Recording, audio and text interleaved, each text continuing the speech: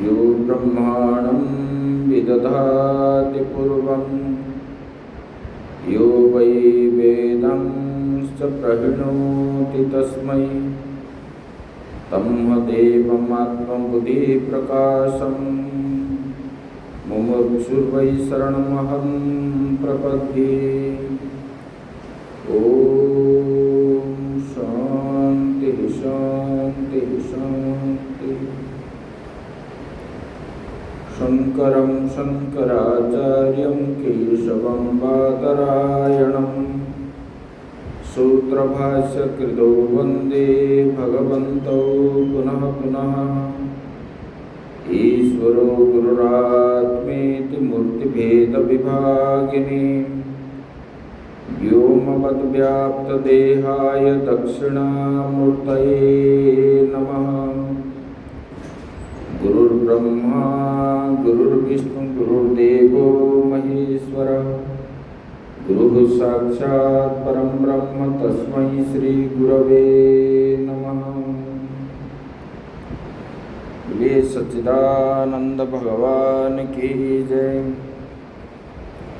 सद्गुरुदेव महाराज की जय। श्रीमद् देवी भागवत महापुराण की जय।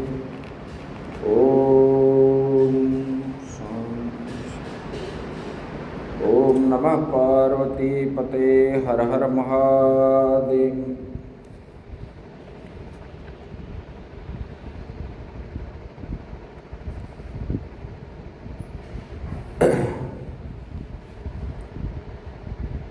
परम ब्रह्म परमात्मा के श्री चरणों में अनंत कोटि नमन करते हुए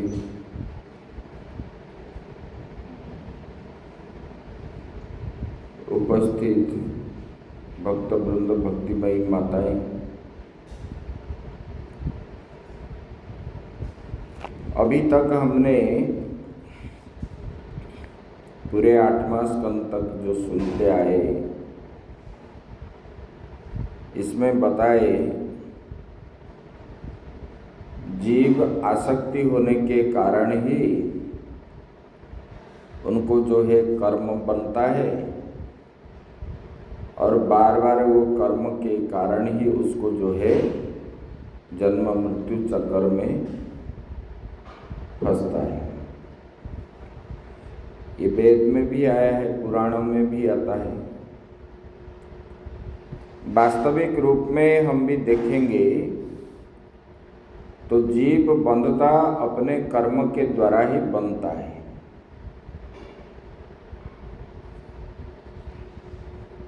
और जितना आसक्ति होता है इतना बंध जाता है। आसक्ति नहीं होने पर जीवन मुक्त पुरुष जो होते हैं उनको किसी में आसक्ति नहीं है, किसी भी वस्तु में नहीं, ना संसार में है। तो ये जो है जितने भक्त भी हुए हैं सबको जो है बिना आसक्ति वाले ही भगवान के परम भक्त हैं।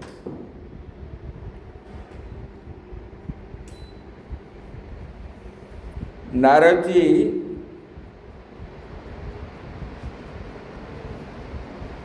कैसे मोहग्रस्त होने के कारण उन्होंने फंसे, आप सुने।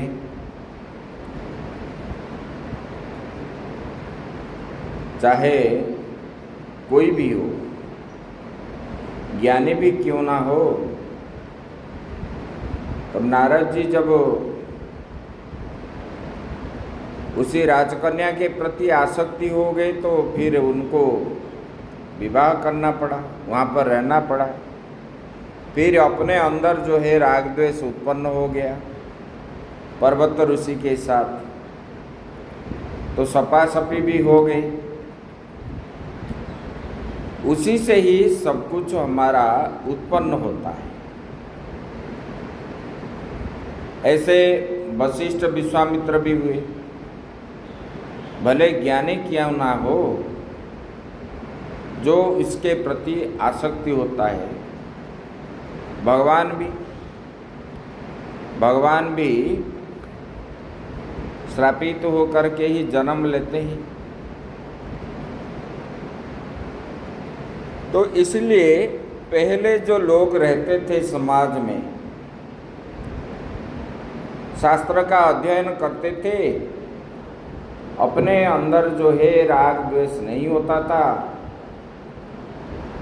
और दिन में किसी भी समय में भी जब खाली रहते थे, इकट्ठा बैठ कर के शास्त्र का आलोचना, ये परंपरा हमारा था।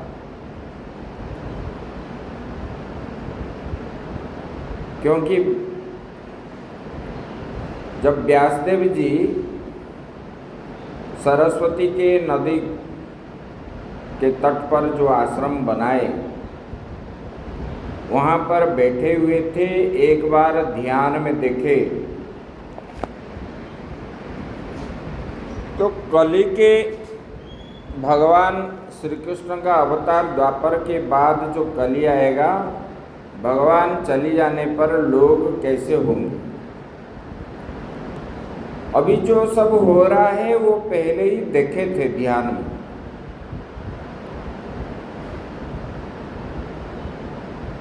भगवान मतलब देखे थे लोग कैसे धर्म को त्यागेंगे, अधर्म को अपनाएंगे, पाप कर्म में लिप्त रहेंगे, झूठ बोलेंगे, सत्यता नहीं रहेगी। तो ये देख कर के उनके मन में ग्लानि हुई, तब उन्होंने दुखित होकर के बैठे थे। तो नारद जी आए, उनको उपदेश किए। नारद जी बोले, आप तो भगवान के अवतार हो, आप क्यों इतना दुखी हो रहे हो। इसमें भी आया नारद जी आकर के व्यास जी को उपदेश किए। तब जो है उन्होंने बोले कि देखो, संसार में किसी भी वस्तु में आनंद नहीं है। आनंद है तो किस में है? बोले कि भगवान के नाम पे ही आनंद है।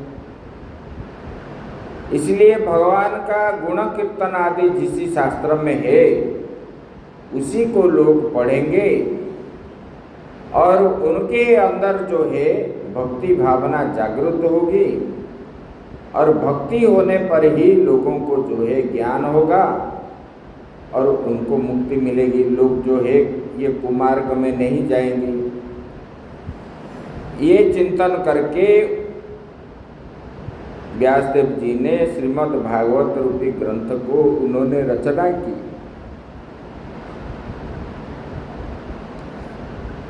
जिनके अंदर जो है भगवान के कथा भी है और भगवान के भक्तों की कथा भी है। भक्तों ने कैसे उद्धार हुए, शुरू से ही है। पहले कपिल देवहूति की कथा आया, माता देवहूति ने किस प्रकार ज्ञान प्राप्त करके उनको मुक्ति मिली। उसके बाद फिर जो है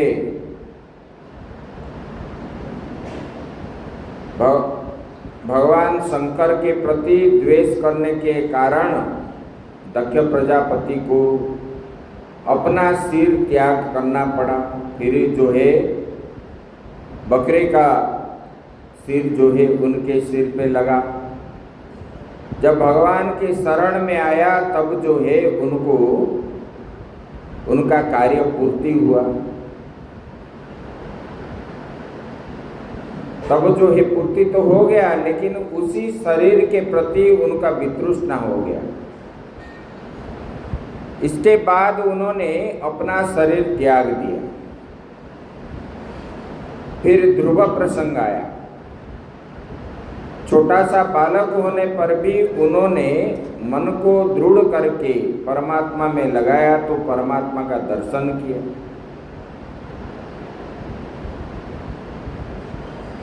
फिर जो है राजा भरत की बात आई। राजा भरत ने भगवान के परम भक्त थे और उन्होंने तपस्या के लिए गए और तपस्या में जा कर के बीच में ही उन्होंने मृग शिशु के प्रति आसक्ति हो गई।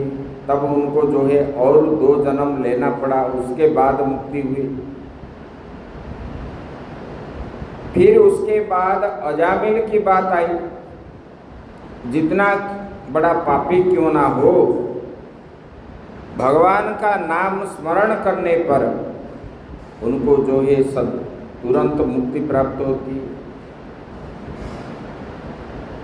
फिर प्रहलाद प्रसंग आया, गजराज प्रसंग आया। पशु क्यों ना हो, जो एकाग्रचित हो करके भगवान को अपने को समर्पण करता है, भगवान उनको मिलते हैं। कितने बाधा विघ्न आए प्रहलाद को, फिर भी उन्होंने भगवान का नाम कभी विस्मरण नहीं किया। उसके बाद बलि के प्रसंग आया। बलि भी कैसे भगवान को पाने के लिए उन्होंने अपने सर्वस्व त्याग दिया, गुरु की बात नहीं मानी। फिर नवमा स्कंद में बहुत राजाओं के बात आया। अम्बरीश की बात आई, पुरुरवा की बात आई।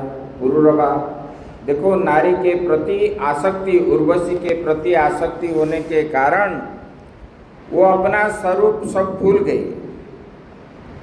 इतने बड़े चक्रवर्ती सम्राट थे, उन्होंने सब कुछ भूल गए और भूल करके उन्होंने हाय उर्वशी जंगल के अंदर विवस्त्र होकर के घूमने लगे। फिर जो है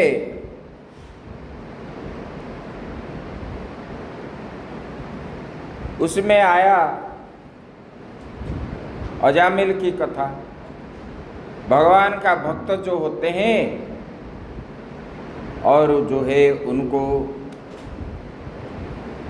भगवान रक्षा करते हैं, कैसे दुर्वासा के क्रोध से सुदर्शन ने उनको रक्षा किया। रंतिदेव की बात आई।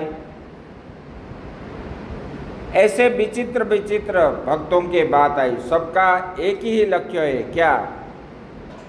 सब कुछ त्यागने पर ही जीव जो है परमात्मा को प्राप्त करता है। और भगवान ने फिर 10वें स्कंद में अवतार लिए। भगवान का पूरा चरित्र जो है उसी में जन्म से लेकर के स्वर्गारोहण तक, वैकुंठ गमन तक पूरी बात आई उसी में। देखो, भगवान होने पर भी उनको भी कर्म करना पड़ता है।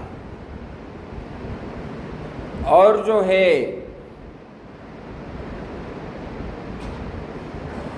वो जो कैसे दुख भोगे वही भी बताए। भगवान ने जन्म हुए बंदी गृह में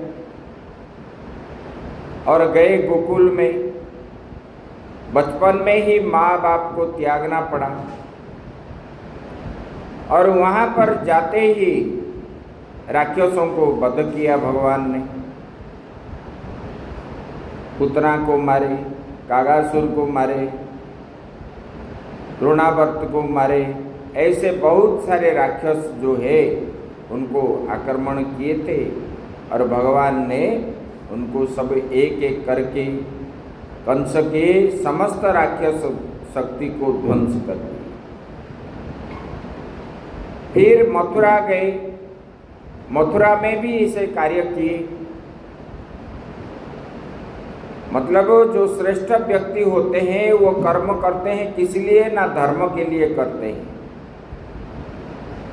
भगवान क्या बोले, पांडवों को बोलने लगे, बोले कि हे पांडव,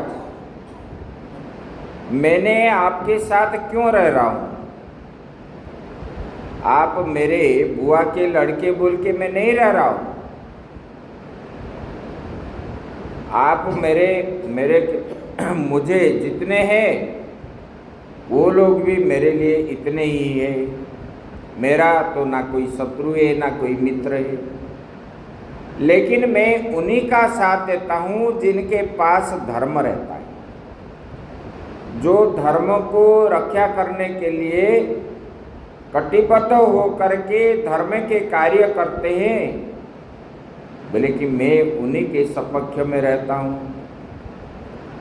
बोले कि जो धर्म करे, वहाँ पर कर रहे थे तो अर्जुन के साथ भगवान रहे, ये बात तो है, लेकिन हर समय में जो धर्म करता है, धर्म में लिप्त रहता है, भगवान उनके साथ ही रहते हैं, दूर नहीं रहते।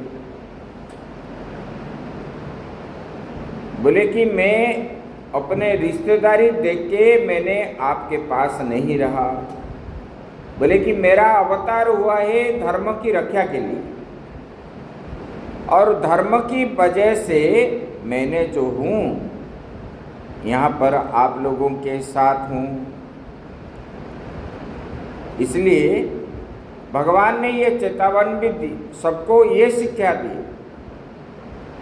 जीव का पहला कर्तव्य होता है धर्म की पालन करना, धर्म को रक्षा करना, तब जाके ये मनुष्य जन्म जो है सार्थक होता है। धर्मो रक्षति रक्षितः, धर्म अगर हम रक्षा करेंगे, धर्म जो है हमको रक्षा करेगा। हम अगर धर्म रक्षा नहीं करेंगे, धर्म हमको रखेगा नहीं। इसलिए भगवान ने ये संपूर्ण उपदेश किया कि जीव जो है ये सब कर्म से दूर रहे। राग करना, द्वेष करना, ये सब जो है ये नीचे की गति की ओर हमको लेकर के जाने वाला है। देखो, जब गुस्सा हो जाते हो, गुस्सा होने पर आपका बुद्धि जो है उसी समय भ्रष्ट हो जाता है। क्या करोगे क्या नहीं करोगे, क्या धर्म है क्या अधर्म है, ये सब उसी समय ये ज्ञान नहीं रहता। तब करने के बाद उन्होंने पश्चाताप करता है, अरे मैंने ये कर्म कर दिया, ये तो बड़ा गलत है। इसलिए क्रोध कभी नहीं करना चाहिए। क्रोध जो है पतन का कारण है। आसक्ति, क्रोध, लोभ ये जो है नरक के द्वार है। भगवान ने इसको बताया गीता में अर्जुन को। बोले कि इसी प्रकार ये जो है ये ग्रंथ उन्होंने बनाया, और भगवान ने कैसे अधर्मियों का विनाश किया, धर्म का स्थापना किया। और ये हस्तिनापुर राज्य जो है वो चंद्रवंश के राजा के अधीन है, और ये ससागरा पृथ्वी को शासन करने वाले हैं। तब जो है भगवान ने वहाँ पर उपयुक्त राजा को बिठाया। वो मुख्य राजधानी जो है उसी समय हस्तिना था, और उसी को भगवान ने उपयुक्त राजा दिया, जो धर्म पालन करने वाले, प्रजा को सुख शांति प्रदान करने वाले।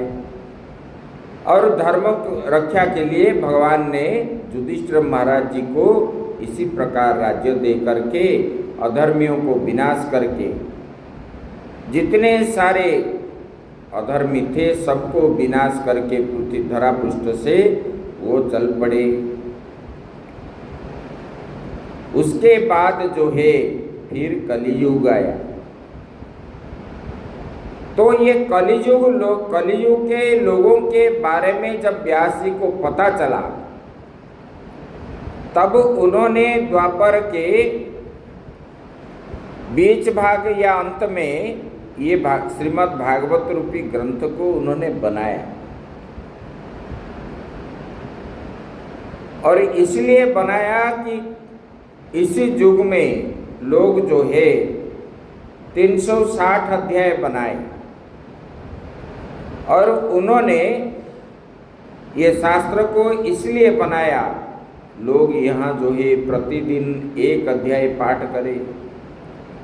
देखो, जिसके घर में नित्य एक अध्याय पाठ होता है भागवत के, उनके घर में धर्म अर्थ काम मोक्ष 4 ही पुरुषार्थ जो है उनको प्राप्त होता है। और उनके घर में कभी धन की कमी नहीं है,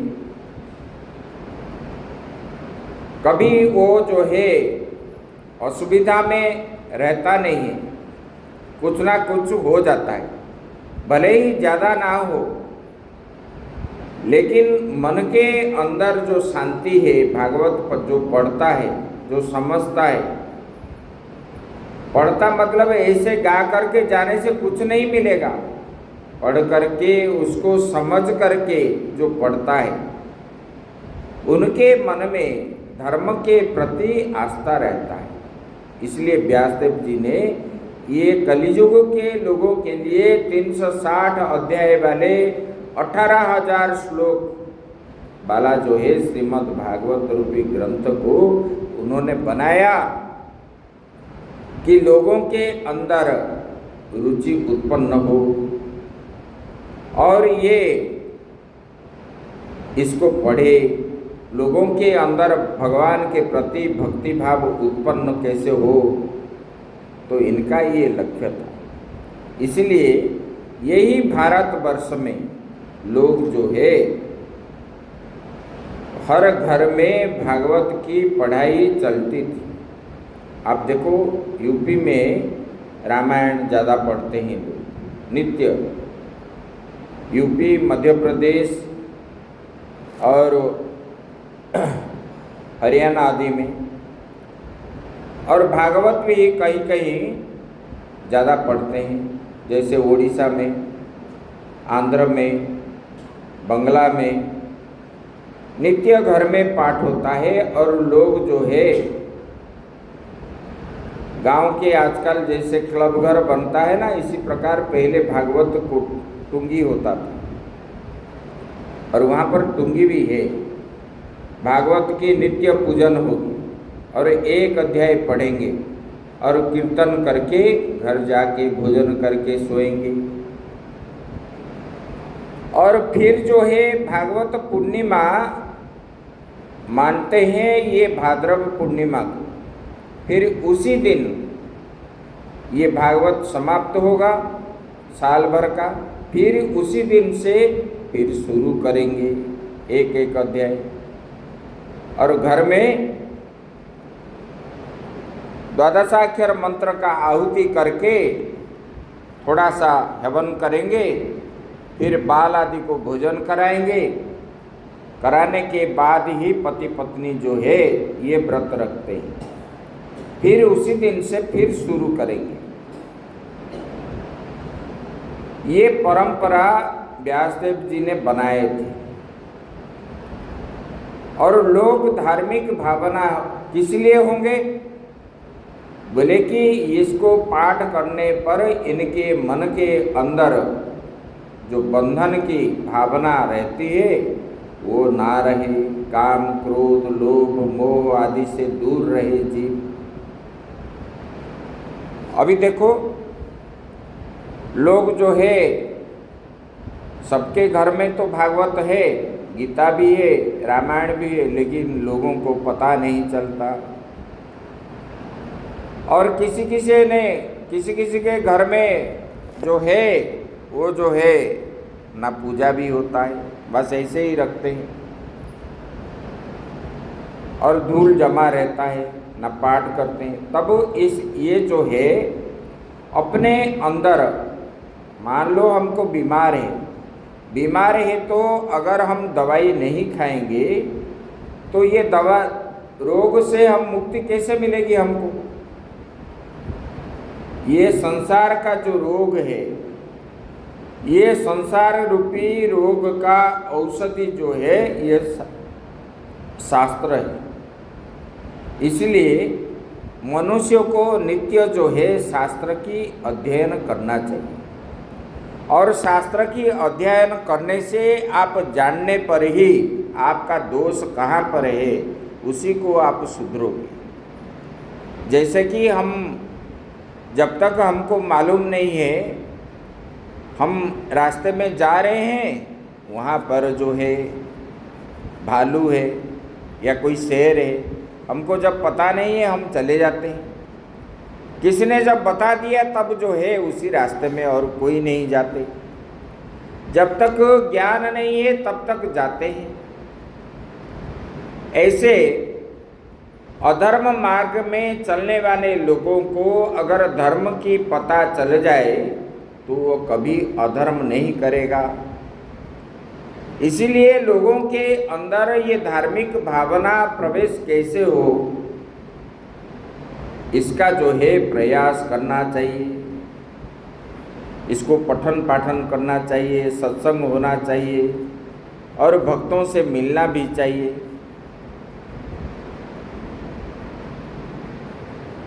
लोग जो होते हैं ना, देखो ये जो अहंकार की वजह से जीव बंधन में पड़ता है, आप इसमें भी सुने हैं पहले जितने हैं, लेकिन ये अहंकार छोड़ते नहीं हैं। माताजी को जब पूछे तब देवी ने क्या बोले कि देखो ये जीव जो है इसी अहंकार रूपी अहंकार से ही उनका उत्पन्न हुआ है, तो फिर अहंकार को छोड़ेगा कैसे?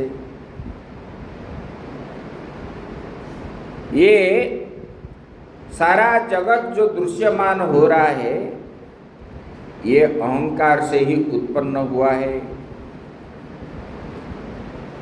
तो ये अहंकार से उत्पन्न होने के कारण वो अहंकार छोड़ता नहीं। जिस प्रकार हम बीज बोएंगे इसी प्रकार फल फलता है, बताते हैं। लेकिन जो ज्ञानी होते हैं वो जानते हैं कि इसमें बंधन है, इसकी वजह से वो उसी में नहीं रहते। एक स्वामी जी थे, हम देखे हैं उत्तरकाशी में, उनका शरीर जो है फूल गया था, जलोदर बीमारी हो गया था उनको, और उनको बैठना भी मुश्किल होता था। और बहुत वो आत्मज्ञानी थे, पूरा ज्ञान था उनको। और उनके पास जा कर के जब आप बोलोगे तो स्वामी जी ओम नमः नारायण, तुरंत ही उठ के बैठ जाएंगे। और कुछ प्रश्न पूछोगे, स्वामी जी कैसे हैं, क्या है, कैसे दर्द, बोले कि किसको दर्द हो रहा है? मैं तो स्वयं सच्चिदानंद ब्रह्म हूँ। और हंसते रहते थे, कभी उन्होंने दुख प्रकाश नहीं किया।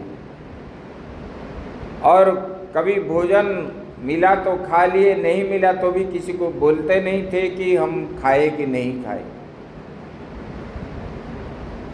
ब्रह्मज्ञानी जो होते हैं, जिनको ये ज्ञान हो जाता है, अरे एक दिन तो शरीर नष्ट होने वाला है, और आपस में लोग अज्ञान के कारण ही ये लड़ाई झगड़ा आदि करते रहते हैं, जिसके कारण इनको जो है ये बंधन में फंसना पड़ता है। वो कभी मतलब वो क्या सोचते हैं, जो लोग ये राग द्वेष आदि करने वाले लोग ये सोचते हैं कि हम कभी मरेंगे नहीं। अरे एक ना एक दिन तो सबको जाना है, ये सबको पता है, हमको भी जाना है। अभी बुलावा आएगा तो अभी चले जाएंगे, इसका कोई गारंटी नहीं है। 10 साल में भी जा सकते हैं, 20 साल में भी जा सकते हैं, किसी को 50 साल भी के बाद भी लेकिन जाना जरूरी है, जाएगा भी। तो इसलिए ये संसार मिथ्या के कारण, ये मिथ्या चीज में सत्य मान करके जो बैठे हैं जीव, यही भ्रम है। और ये भ्रम के कारण ही जीव जो है ये बंधन में फंसता है और आगे नहीं बढ़ सकता। इसलिए पहले जमाने में जितने राजा भी थे, लोग भी थे, ये सब भगवान का भक्ति ही करते थे, नित्य पाठ करते थे। देखो राजा पृथु थे, पृथु अपने प्रजाओं को उपदेश करते थे भगवान की प्राप्ति के लिए। वो नहीं बोलते थे कि मैं राजा हूँ, प्रजा से कैसे मिलूं। प्रजा के साथ उन्होंने आत्मीय भाव रखते थे। जब तक ज्ञान नहीं होगा, जैसे कि वस्तु यहाँ है लेकिन अंधेरा होने के कारण हमको वस्तु दिखता नहीं है, जब प्रकाश आ जाता है तब जो है वस्तु हमको मिल जाता है। इसी प्रकार अपने अंदर जैसे अंधेरा घर में वस्तु पड़ा है, अज्ञान रूपक अंधकार ढकने के कारण ज्ञान रूपक प्रकाश, ज्ञान रूपक वस्तु जो है हमको दिखता नहीं है। लेकिन जब प्रकाश आ जाता है तब अंधेरा हट जाता है, अज्ञान रूप अंधकार जो है हट जाता है। तब ज्ञान जब स्पष्ट रूप में हो जाता है तब जो है जीव को अपना ज्ञान हो जाता है, स्वरूप ज्ञान। मैं तो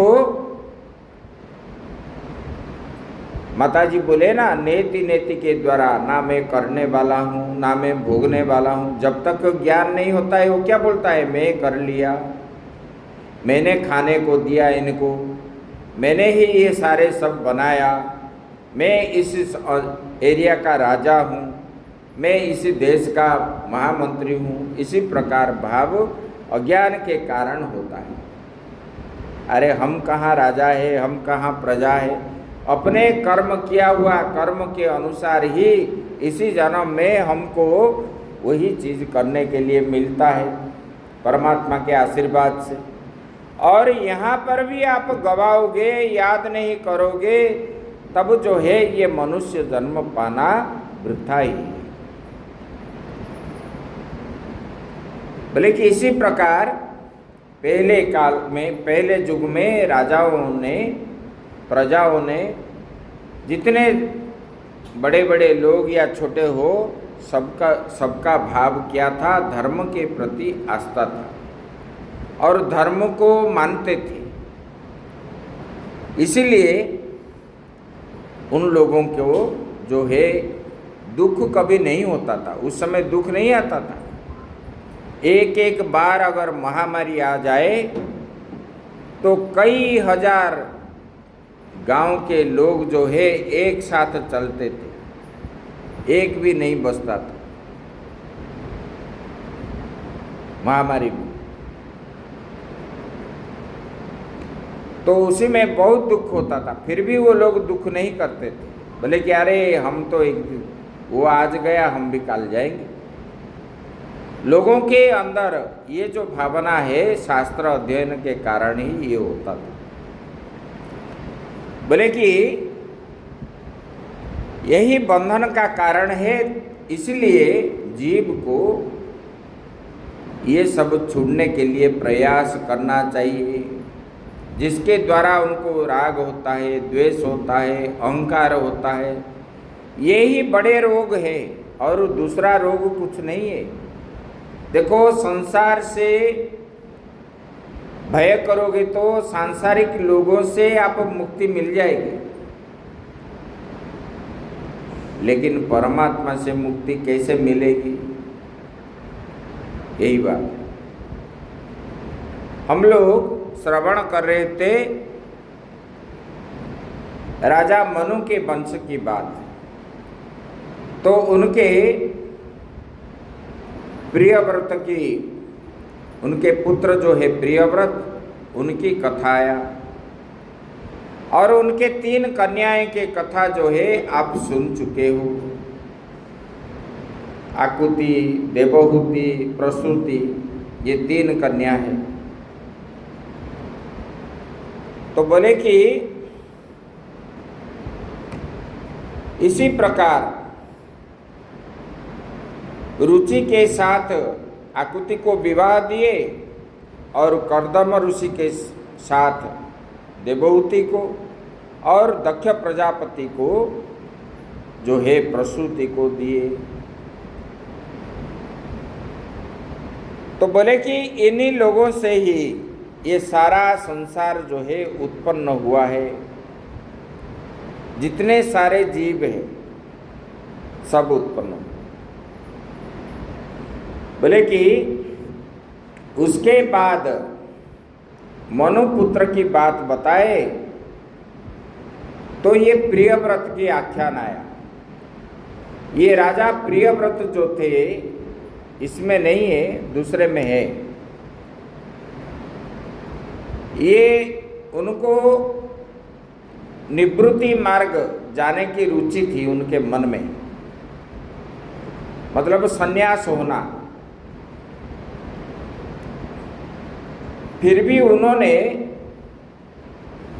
जाकर के नारद के पास रहने लगे और मनु जितने प्रकार भी समझाए वो समझे नहीं सृष्टि बढ़ाने के लिए।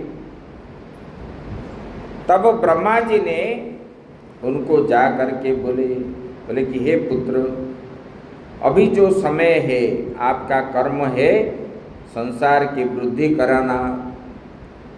बोले कि हे पितामह, अगर मैं इसी काम में लगूंगा तो मुझे जो है ये संसार बंधन जो है बांध लेगा। मैं इसलिए बंधन में पड़ना नहीं चाहता हूँ, मुझे मुक्ति चाहिए। तो भगवान में मेरा रुचि है, इसलिए मैं निवृत्ति मार्ग को मैं धारण करने के लिए तैयार हूँ। ये प्रवृत्ति मार्ग जो गृहस्थ जीवन यापन है उसी में जीव को बंधन होता है। तब जो है ब्रह्मा जी ने उनको समझाए, बोले कि तुम ये गृहस्थ में रह करके भी तुम भगवान का भजन भी कर पाओगे।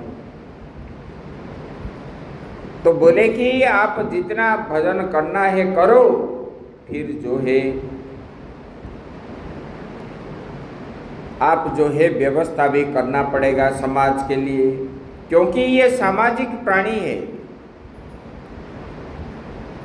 तो समाज को तैयारी करना पड़ेगा। तब जो है ब्रह्मा जी जब समझाए, लोग क्या बोलते हैं? लोग बोलते हैं कि हमने पैसा खर्च करके मेरे बेटे को पढ़ाया। अरे शिक्षकों को जो तनख्वाह मिलता है क्या आप देते हो हर महीना? लोगों के पैसों से ही उनको तनख्वाह मिलती है। और ये हम कैसे देते हैं? सबका पैसा उसी में है। तो इसलिए समाज का अधिकार है उनके प्रति। हम जितने सारे हम अपने घर से ही सीखे सब चीज, बाहर से भी कुछ सीखे। अपना खाना पीना सामग्री आदि जो है बाहर से भी लोगों से लेते हैं। इसलिए समाज में हम ऋणी हैं। समाज जो है हमको बहुत कुछ दिया है, इसलिए सामाजिक कार्य करने के लिए हमारा पहला धर्म बनता है।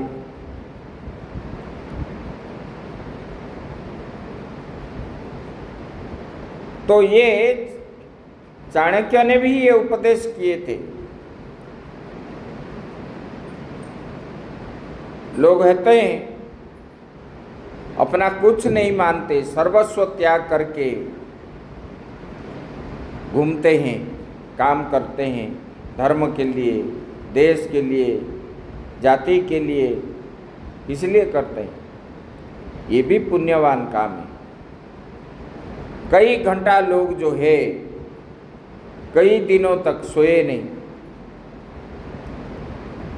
और ऐसे ऐसे उन्होंने कर्म किया जो कि अविस्मरणीय हो करके जीवन भर रह जाता है। और वो कभी सुख भी नहीं चाहते, क्योंकि ये सुख जो है ये दुख का कारण है। तब जाके इसलिए हमारा क्या है, अपने अंदर जो है कंधे पे जनेऊ जब डालते हैं हम ऋणी हैं। 3 ऋणी से हम बंधे हुए हैं, मातृ ऋण है, पितृ ऋण है, आचार्य ऋण है। तो शास्त्र आदि आचार्य ऋण जो है माता पिता का ऋण तो हम श्राद्ध करके भोजन आदि दे करके उनके सेवा करके तो चुका सकते हैं, लेकिन ये जो ऋषि ऋण है, ये ऋषि ऋण कैसे चुकाओगे? तो शास्त्र का अध्ययन करना है। शास्त्र को अध्ययन करके फिर शास्त्र को जो है बांटना चाहिए, तब जाके इस ऋषि ऋण से आपको जो है मुक्ति मिलेगा, तब आप जानोगे। सबका जो है ये समाज के प्रति अवदान है, 4 वर्णों का, और सब जो है सब व्यक्ति अगर मिलके करते तो आज हमारा देश किस प्रकार होता। कभी किसी ने सोचा ही नहीं, अपने बारे ही सोचते हैं, पैसा कहाँ से आएगा, हम ही खुशी रहेंगे, बाकी कोई रहे या ना रहे, ये विचार ये संकीर्ण वृत्ति वाले के मन के अंदर रहता है। विशाल बुद्धि वाले लोग जो होते हैं ना, ये क्या करते हैं, सबको देखते हैं, सबको अपना मानते हैं। ये विचारधारा हमारा परंपरा है। देखो, भगवान श्री कृष्ण ने जब द्वारिका से बाहर चले जाते थे, जब उन्होंने द्वारिका वापस आते थे, पहले उन्होंने अंतज्य लोग से पहले मिलते थे। मतलब जो साफ सफाई आदि करने वाले लोग, उन्हीं से पहले मिलते थे। ऐसे नहीं कि दूर दूर होकर के मिलते थे, और सबके सुख दुख में वो सुख दुख बांटते थे। उसके बाद फिर उसी तरह लोगों को मिलते इसलिए भगवान को क्या है, द्वारिकाधीश बोलते थे। नाम लेके कोई भी नहीं द्वारिका में बोलता था, छोटे से लेकर के बड़े तक। जब भी किसी को कुछ विपत्ति आता था तो उन्होंने जा करके भगवान को डायरेक्ट बोलते थे, और भगवान भी उनको रक्षा करते थे। भगवान राम भी ऐसा ही है। तब जो है लोग जो है उनको ज़्यादा प्रेम करते थे। वो भगवान बोल के नहीं है, हम कुछ को कुछ करेंगे। आप लोग यहाँ आते हो पाठशाला में, समाधि जो दर्शन करते हो, आपको कुछ फल मिलता है तो आप लोग ज़्यादा समय आते हो। अगर फल नहीं मिलता कोई भी नहीं आते, क्योंकि ये सब स्वार्थी है। जहाँ मिलता है वहीं जाएंगे, जहाँ नहीं मिलेगा कोई भी नहीं जाएगा। लोग बताते हैं हम समाधि को दर्शन करने से, समाधि से हम सब कुछ प्राप्त हुआ है। बहुत सारे लोग हम सुने। तो ऐसे ये कर्म करने पर ही हमको जो है प्राप्त होगा। तो हम जहाँ रह रहे हैं, पारिपार्श्विक लोगों को भी हमको देखना चाहिए, और उन्हीं का भी उन्नति होना चाहिए। ये भावना अगर हम रखेंगे तब यही नारायण सेवा है। इसमें सेवा करते करते हमारे अंदर जो है राग द्वेष हिंसा इत्यादि नहीं रहता है। सेवा के माध्यम से देखो, अभी देखो कितना बाढ़ हो रहा है। कहीं कहीं जो बाढ़ होता है, हिमाचल में हुआ, इसमें हुआ, हरियाणा में हुआ, दिल्ली में हुआ, कितने सारे लोग, सब मिलिट्री वाले आकर के बचा लिए लोगों को। अपने लोग भी, जिनको तनख्वाह भी नहीं मिलती है, घर में भोजन भी नहीं है, रिक्शा वाला भी जो है, जिनके पास बिल्कुल नहीं है, उन लोगों ने भी जा करके सेवा करते। जिसके मन में दूसरे के प्रति दया भाव होता है, उसमें स्वार्थ नहीं देखते ना। अपना बंधु बांधव रिश्तेदारी है, वो जा करके उनको उठाते, ऐसा भाव नहीं है। वो क्या सोचते हैं, मैं जैसा हूँ वो भी ऐसा ही है। मुझे अगर कष्ट आने पर दुख होता है तो उनको भी कष्ट में दुख होता होगा, और मैं उनको उद्धार कैसे करूं? भगवान मुझे इतना शक्ति दो जिसके ये कार्य के लिए मुझे सक्षम होना पड़े। इस प्रकार लोगों के विचारधारा वही भगवान को मिलते हैं। बोले कि ये प्रिय व्रत भी इसी प्रकार जब थे अकेले में, तब जब नारद जी और ब्रह्मा जी समझाने लगे, तब जो है उन्होंने घर वापस आने के लिए तैयार हुए और आए, विवाह भी किए। उनका पत्नी का नाम जो है बैरस्मती, और उन्होंने विवाह किया। और बैरस्मती से पवित्र आत्मा वाले 10 गुणी पुत्र जो है ऊर्जास्वती नामक एक कन्या उत्पन्न किया, और वो सबसे छोटी थी। बोले कि उनके पुत्र जो है अग्निर्ध्र है, और इदमजिह्व, यज्ञबाहु, महावीर, रुक्म शुक्र, धृतपृष्ठ, श्रवण, मेधातिथि, वितिहोत्र, कवि, ये सब पुत्र हुए। बोले कि कवि, श्रवण और महावीर जो है ये विरागी हो गए, मतलब विरक्त हो करके ये जाग यज्ञ आदि करने लगे। बोले कि आत्मा विद्या प्राप्त करने के लिए उन्होंने ब्रह्मचर्य व्रत को पालन करके उन्होंने चले गए, परमहंस दीक्षा लेकर के सन्यासी बन गए। बोले कि प्रियव्रत की दूसरी पत्नी से 3 पुत्र उत्तम हुए, और वो है उत्तम, तामस और रैवत। ये प्रतापी 3 पुत्र जो है एक एक मनंत्वर के अधिपति रहे। इतने सालों तक उन्होंने राजा रहे। बोले कि ये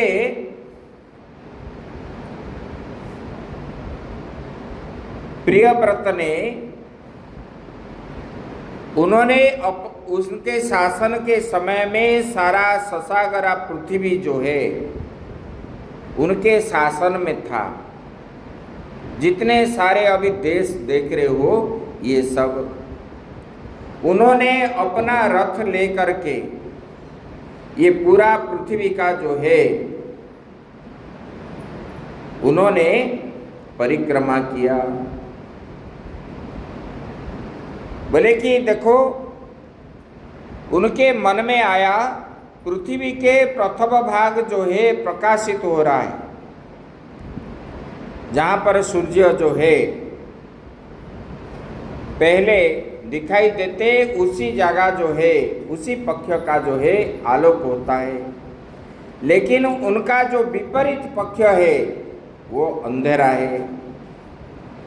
बोले कि ये देख करके उनके मन में विचार उत्पन्न हुआ, मेरे शासन करते हुए पृथ्वी अंधकार कैसे उत्पन्न होती है। तब इनको जानने के लिए उन्होंने रथ लेकर के गए।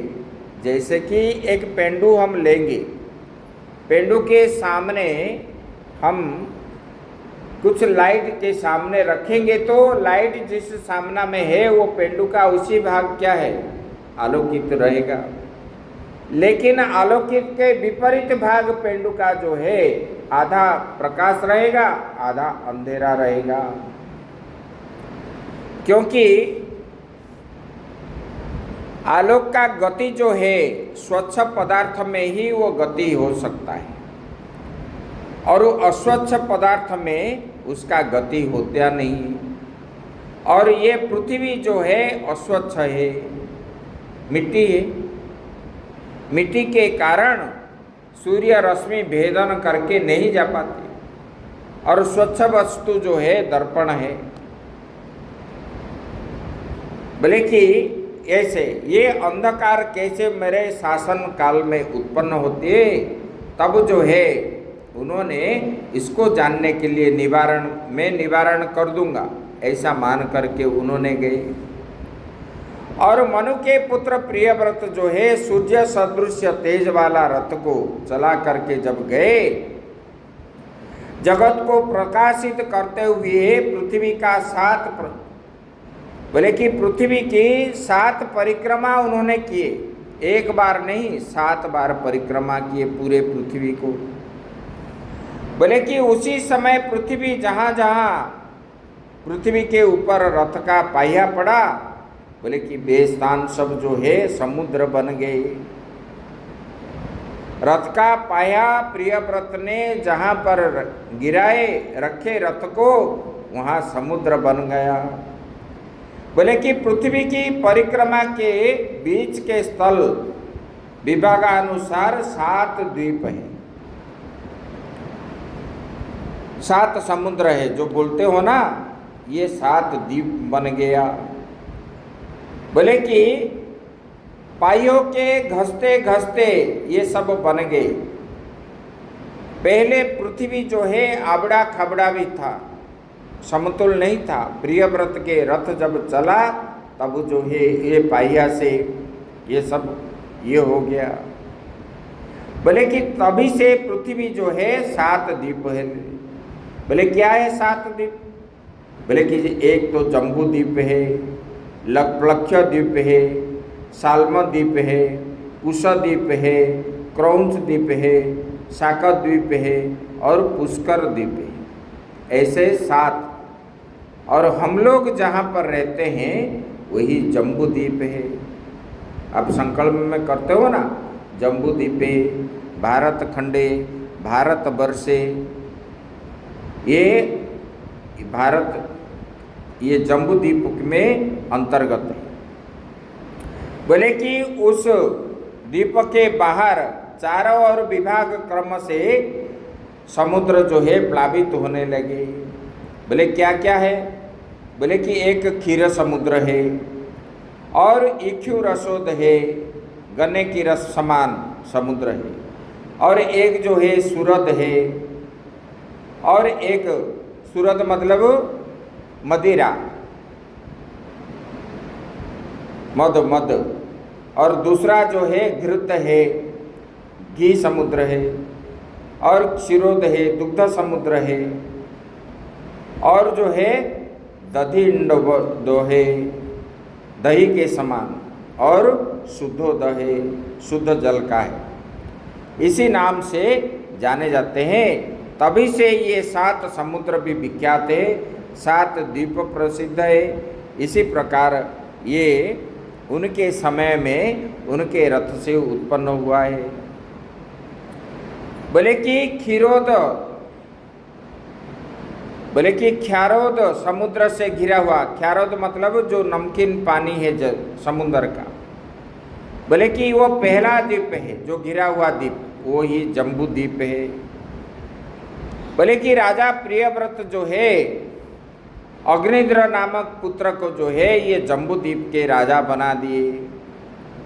और प्रियव्रत पुत्र जो है इदमजिह्व, उनको जो है इक्षु रस वाला द्वीप जो है उनको प्रदान किए।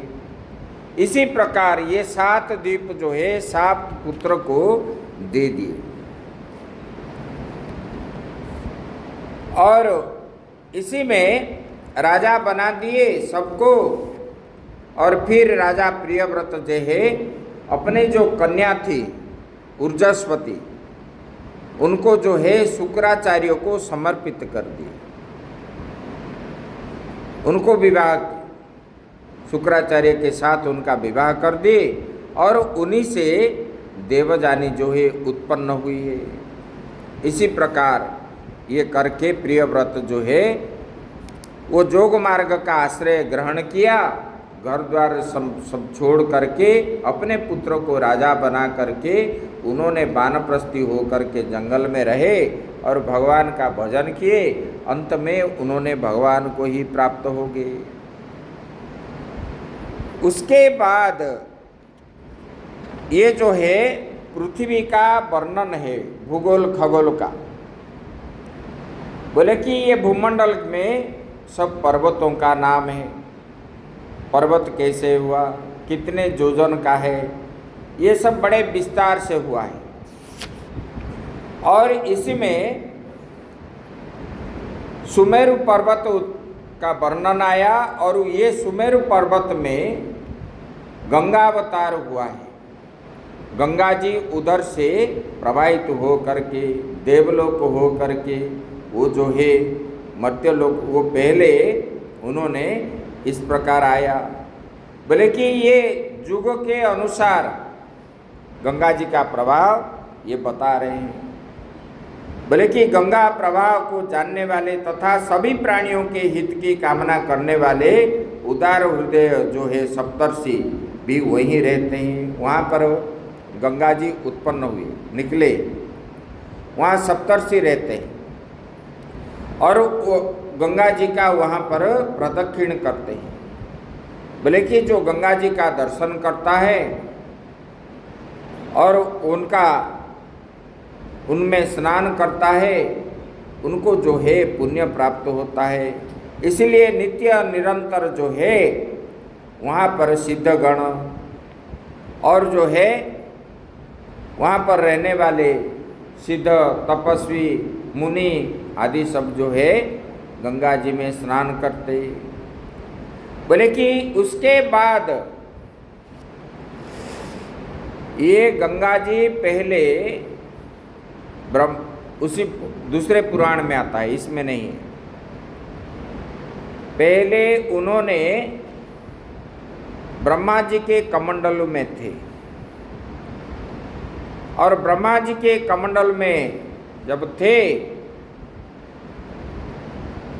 तब फिर ये आएंगे कैसे धरती में, क्योंकि गंगा जी धरती नहीं आने पर सगर के पुत्र आदि जो है उनको मोक्ष नहीं मिलेगी। 60,000 पुत्र जो है मोक्ष प्राप्ति के लिए तो भगीरथ ने जाकर के उनका तपस्या की। तब वो गंगा जी जब भगवान ने वामन अवतार लिए, तब वामन अवतार में ब्रह्मा जी भगवान का पैर जो है दान लेते समय ब्रह्मलोक तक पहुंच गया था। भगवान तो थे मर्त्य में, लेकिन इनका शरीर इतना लंबाई था जो सारा विश्व ब्रह्मांड को नाप लिया था। तो ब्रह्मलोक जब पहुंच गया तब ब्रह्मा जी ने भगवान को पैर देख करके उनको जो है पुरुष सूक्त मंत्र से भगवान को स्तुति करने लगे। जिस मंत्र अभिषेक में आप लोग सुनते हो, सहस्र शीर्षा पुरुष सहस्राक्ष सहस्रपाद, भगवान का स्तुति है। भगवान आपका स्वरूप कैसा है? बोले कि आप 1000 सिर वाला हो, 1000 हाथ वाला हो, 1000 पैर वाला हो, आपका 1000 आँख है। भगवान आप ही इस संसार का सृष्टि स्थिति प्रलय का कारण है। भगवान बोले कि आपके कारण ही आप ये सारा संसार का कारण है। बोले कि आपसे ब्राह्मण उत्पन्न हुए, क्षत्रिय भी उत्पन्न हुए, वैश्य भी उत्पन्न हुए, शूद्र भी उत्पन्न हुए। बोले कि ब्राह्मण क्षत्रिय, वैश्य, शूद्र आदि उत्पन्न हुए। बोले कि आपसे ही सन्यासी हुए, ब्रह्मचारी हुए, वानप्रस्थी हुए, गृहस्थ भी है भगवान। इसलिए बोलते हैं ना, तस्य जोनिम परिपश्यन्ति धीरा तस्मिन् हतस्तुर्भुवना निविश्वा। बोले ये चराचर जगत का आप जोनि है। पृथ्वी, जल, तेज, वायु, आकाश, ये सब आपसे ही उत्पन्न हुआ है भगवान। और इसके साथ साथ भी चराचर जगत, भगवान ने गीता में बोले ना, मया दक्षिण प्रकृति सूयते सचराचरम। बोले कि हे अर्जुन, मेरे अध्यक्षता से ही ये चराचर जगत उत्पन्न हुआ है। मतलब मेरे से उत्पन्न हुआ है, ऐसा तू समझ, भगवान ने बोले। तब जो है गंगा जी वो कमंडलू से निकल करके भगवान के पैरों में जो बूढ़ा जो अंगूठा है, अंगूठा के नख के कण के अंदर छुप गए। फिर उन्होंने भगवान का सेवा करने लगे। फिर उधर से वैकुंठ लोक से जब इन्होंने तपस्या किया भगीरथ ने,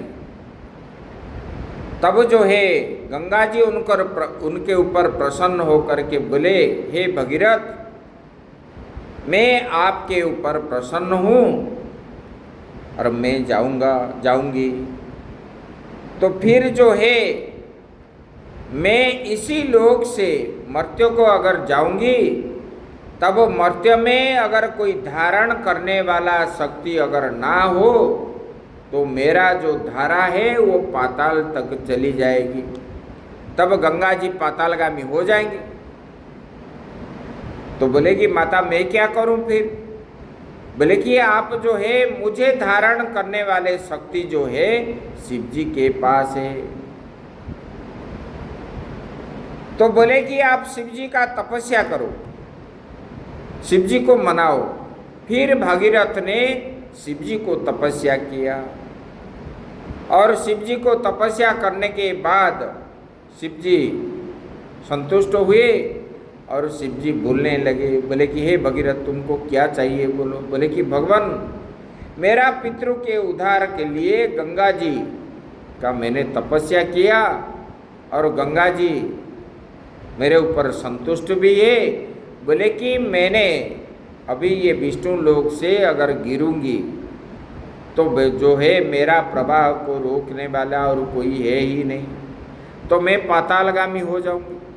तो पातालगामी अगर हो जाएंगे गंगा माता, तो पाताल के लोग जो है उद्धार होंगे, लेकिन ये मर्त्य के लोग उद्धार कैसे होंगे? तो फिर हे भगवान, मेरे ऊपर आप कृपा कीजिए, आप जो है उनको धारण कीजिए। तब जो है भगवान शंकर जी ने भगीरथ को प्रतिश्रुति देके उन्होंने अपने जटा के अंदर सिर पे गंगा जी को धारण किए हैं। इसलिए हम क्या बोलते हैं? ओम जय गंगाधर हर शिव बोलते हैं कि नहीं?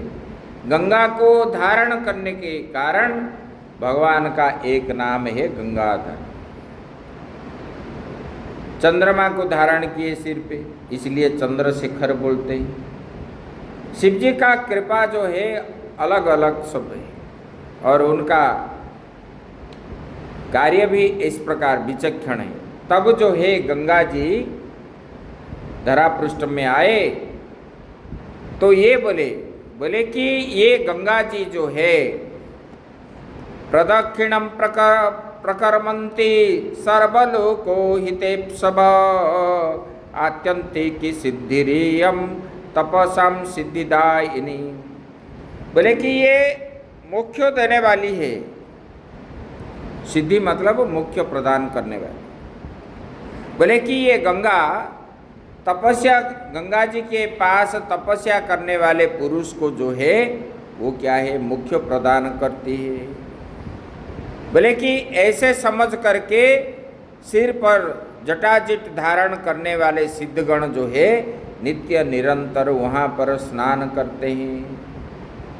ऋषि मुनि लोग जो है 2 बार स्नान करते हैं गंगा जी में, और गंगा जी स्नान करके गंगा के तट पर ही बैठने से, देखो गंगा और नर्मदा जी के तट पर तपस्या करने से, ऐसे खाली रहने पर भी वो भी एक तपस्या है, क्योंकि वहाँ बहुत कष्ट है रहना। इसीलिए वो सिद्धि प्राप्ति के लिए ही वहाँ पर रहते हैं। वहाँ पर जो है गंगा किनारे ज्ञान की प्राप्ति है, और नर्मदा किनारे जो है भक्ति की प्राप्ति है। गंगा नर्मदा किनारे तपस्थली है, और ये ज्ञान स्थली है। पहले ही जब नारद जी ने गए, घूमते घूमते वृंदावन जब पहुँचे, देखे और एक स्त्री रोने लगी, और 2 जो है सब पड़े हुए वृद्धावस्था हो करके। जब उनके पास गए नारद जी, तब उनको देख करके वो जो तरुणी रूप वाली तरुणी जो है स्त्री और जोर से रोने लगी। तब नारद जी जब पूछते हैं, बोलते हैं कि हे नारद जी, मैंने भक्ति हूँ, मेरा ये 2 पुत्र है, ज्ञान और वैराग्य है, और मैं इनके माता हो करके युवती अवस्था में रह रही हूँ। ये मेरे पुत्र है, ये ज्ञान वैराग्य है, ये वृद्धावस्था को धारण करके ऐसे निश्चय हो करके पढ़ते हैं। तब नारद जी ने विभिन्न प्रकार का उपाय बताया। उन्होंने वेद पाठ किया, सब जो है उपनिषद सुनाया, सब कुछ सुने, फिर भी जो है वृद्धावस्था नहीं गया। जितने समय सुने इतने हुए, बाद में तुरंत ही वो वृद्ध हो जाते थे। तब ये बोले कि मैं इसका उपाय मैं ढूंढूं। तब जो है उन्होंने बद्रीनाथ की ओर जा रहे थे, रास्ते में सनक सनंदन आदि मिल गए। देखो, जहाँ कुछ द्वंद्व में जीव फंसता है तो उनको निकालने का मार्ग बताने वाला जो होते हैं संत ही होते हैं, और संत मार्ग में मिलते हैं। क्योंकि संत कभी किसी को दुख प्रदान नहीं करते हैं। संत किसी को बोलते हैं, बोले कि संत जो है दूसरे के लिए दुख सहन करते हैं, दूसरे को पीड़ा कभी नहीं पहुंचाते। तब जो है नारद जी ने सनक सनंदन जी को जब देखे, प्रणाम किए, तब सनक सनंदन जी पूछने लगे, बोले कि हे नारद जी, आपके मन में ऐसे चिंताग्रस्त क्यों हो? आप तो मुक्त में घूमने वाले इतने बड़े ज्ञानी हो, सब शास्त्र का ज्ञाता हो। मतलब संसार में जितने प्रकार के शास्त्र है, कोई शास्त्र ऐसा नहीं जो नारद जी को मालूम नहीं है। बोले कि सब शास्त्र का ज्ञाता हो करके आपके मन में ये दुख क्यों है, बताओ क्या है। तब जो है उन्होंने बताने लगे, बोले कि भगवान, मैंने देखा जे भक्ति जो है तरुण है, लेकिन उनके 2 पुत्र जो है ज्ञान और वैराग्य वृद्ध है। बोले कि भगवान ये कैसे निस्तेज है, वो ज्ञान वैराग्य जो है कैसे युवक अवस्था प्राप्त करेंगे और निस्तेज त्याग करके सतेज हो जाएंगे। तब बोले कि ये ज्ञान के अभिवृद्धि होगे तब जाके होगा। लोगों के अंदर ज्ञान वैराग्य कम होने के कारण वो ज्ञान वैराग्य वृद्ध अवस्था को ये कलि युग में प्राप्त होगी। तब बोले उनको श्रवण कराना चाहिए। तब जो है भागीरथी के तट पर, कहाँ पर, दक्ष प्रजापति के मंदिर प्रांगण में पहले भागवत की कथा उन्होंने श्रवण करवाए सनक सनंदन आदि जी, नारद जी को। वहाँ पर बहुत श्रोता हुए थे उस समय। तब भक्ति भी आई थी उनके, भक्ति माता के साथ वो ज्ञान वैराग्य भी आए थे। और वहाँ पर जब सत्संग चला तब जो है सत्संग के माध्यम से ये ज्ञान वैराग्य जो है युवक अवस्था को प्राप्त कर लिए। इसलिए ये गंगा तट पर ज्ञान की चर्चा होती है, ऋषि मुनि भी करते थे। आप जो क्या है कुंभ मेला आदि जो बोलते हो, कुंभ शब्द का अर्थ क्या है? कुंभ मतलब ज्ञान है, ज्ञान का मेला है। वहाँ स्नान के लिए नहीं जाते, स्नान करके आओगे तो फल इतना नहीं मिलता है। वहाँ स्नान करके वहाँ रह के 1 महीना जो व्यवस्था किया गया है, वहाँ रह के संतों, ज्ञानी संतों के पास बैठ करके, जिनके पास त्याग हो, वैराग्य हो, ज्ञान भी हो, ऐसे संतों के पास बैठ करके ज्ञान की चर्चा में भाग लोगे, वही अमृत मंथन है। वो जब सुनोगे तब जो है कुंभ मेला में आप जो है प्रकृष्ट स्नान करके आए, और पुण्य जो है उसी को प्राप्त होता है जो सुनता है। स्नान करके आने से नहीं होता है, डुबकी लगा के आ जाओ, क्या परिवर्तन होता है जीवन में? होता है कुछ नहीं होता है। फिर ये जो है ये कुंभ का महत्व उधर ही है। बोले कि इसी गंगा में, गंगा के किनारे ज्ञान की चर्चा है, और इसकी वजह से गंगा के तट पर ही काशी है जो विद्या का नगरी है। बोले कि यही गंगा जी, इसीलिए गंगा के तट पर जो है संत लोग निवास करते हैं। बोले कि ये जो है चंद्रमंडल की आप्लावित करके ब्रह्मलोक में पहुंची। बोले कि हे नारद, ब्रह्मलोक में वे देवी गंगा 4 भागों में विभक्त हुए हैं, और उसी में नदियों का स्वामी समुद्र में मिल गई। बोले कि वहाँ क्या है, सीता, चक्षु, अलकानंदा और भद्रा, ये 4 नाम से प्रसिद्ध है। इसी प्रकार बोले कि तदंतर ये चक्षु नामा वाला दूसरी गंगा जो है माल्यवान पर्वत के शिखर पर निकली है। और ये बोले कि इसी प्रकार बोले कि तीसरी जो है अलकानंदा, बोले कि ये ब्रह्मलोक में दक्षिण से हो करके बहुत से वनों पर्वत पार करके ये हेमकूट पर पहुंचा है, हिमालय पर। बोले कि ये भद्रा जो है ये श्रृंगवान पर्वत से निकली है, और ये तीनों लोकों को पवित्र करने वाली यही गंगा कुरु प्रदेश को भली भांति तृप्त करती हुई अंत में समुद्र में मिलती है। बोले कि इसी प्रकार गंगा जी का उत्पन्न हुए। आगे की बात हम लोग कल करेंगे। ओम पूर्णमदः पूर्णमिदं पूर्णात् पूर्णमुदच्यते पूर्णस्य पूर्णमादाय पूर्णमेवावशिष्यते। ओम शांति शांति शांति।